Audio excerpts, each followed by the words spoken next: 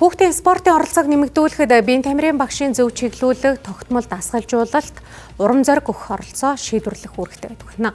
Үүний тод жишээ нь 141-р сургуулийн биеийн тамирын багш Ганбаяр юм. Түүний бэлтгэсэн шавнаар улс олон улсын тэмцээнээс удаадараа амжилт гаргаж байна. Тэрээр биеийн тамирын хичээлд орох сонирхолгүй хүүхдийг хүртэл идэвхтэй оролцогч болгож чаддаг байна. Тухайлбал 120 гаруй кг жинтэй нэгэн сурагч түүний удирдлагад хамрагдсанаар идэвхэн нэмэгдэж өдгөө 90 гаруй кг жинтэй болж хөдөлгөөний дутагдлаас ангижирсан байна. Биеийн тамирын багш гэхээр л бөмбөг үүдэл орхидог гэсэн ойлголт байдаг ч орчин үед багш нар хүүхдийн бие биелдэр физиолог, оюун ухааны хөгжлийг зэрэг дэмжих олон арга барилаар хичээл завхуулсан гэж Ганбаяр гүширж байна. Тэрээр бага ангийн хүүхдүүдтэй хөгжмийн аян дээр дасгал хийх, хичээлд оролцдоггүй хүүхдүүдтэй удаан хугацаанд ярилцаж татан оролцуулах арга хэрэгэлдэг байна. Одоо надаас тийш үеийн хүмүүс чинь хвчлэн гэл хүмүүстэй болцоо. Биеийн тамирын багш нар бөмбөг хичээл яваад өгдөг ч гэдэг өрөөндөө ороод суучдаг ч тэгээд одоогийн цаг үе нь айгүй өөр болсон. Биеийн тамирын багш нар айгүй мундаг ажилтдаг болсон.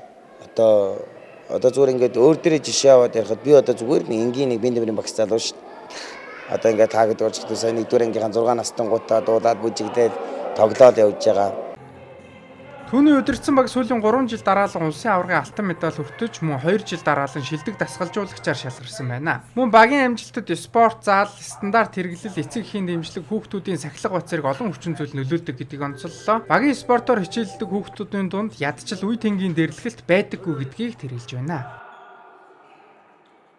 За мэдээж одоо энэ яг хүүхдүүд бас жоохон бидний дургу болцсон хүүхдүүд байна. Одоо энэ өсөж байгаа орчноосоо чамарж байгаа. Хөдөлгөөний дутагталд орцсон хүүхдүүд аюу их байна. Одоо над дээр гэхэд 130 кг-тэй болиулд ирээд одоо 80 руу орцсон хүүхдүүд байдаг шүү дээ. Тэгэхээр биеийн тамирын багш нарыг маш сайн мэргэжлийн тал дээр нь өсөж хөгжих тал дээр нь сургуулийн зүгээс ч юм уу төрийн зүгээс маш сайн дэмжих хэрэгтэй. Биеийн тамирын багш нарын ажлыг үнэлэх орчин нөхцөл хөгжих боломжоор хангахыг тэр сануулсан юм. Түүний ажилдаг 141-р сургуулийн хувьд хэрэглэгдэхүүн орчин нөхцөл сайн хэдий ч бусад сургуулийг ажиглаад байхад муу байдаг гэдгийг тэр хэлсэн юм а. Ирээдүйн эрүүл сэтгэлгээ, бие биелдартай иргэн бүтээх хамгийн ихний алхам бол биеийн тамирын багш нарыг хүндлэх, хөгжүүлэх гэдгийг ч тэр дахин сануулсан юм а. Бид муугийн жишээ биш, сайн туршлагын жишээг онцлон хүргэсэн Ганбаяр өгш байлаа.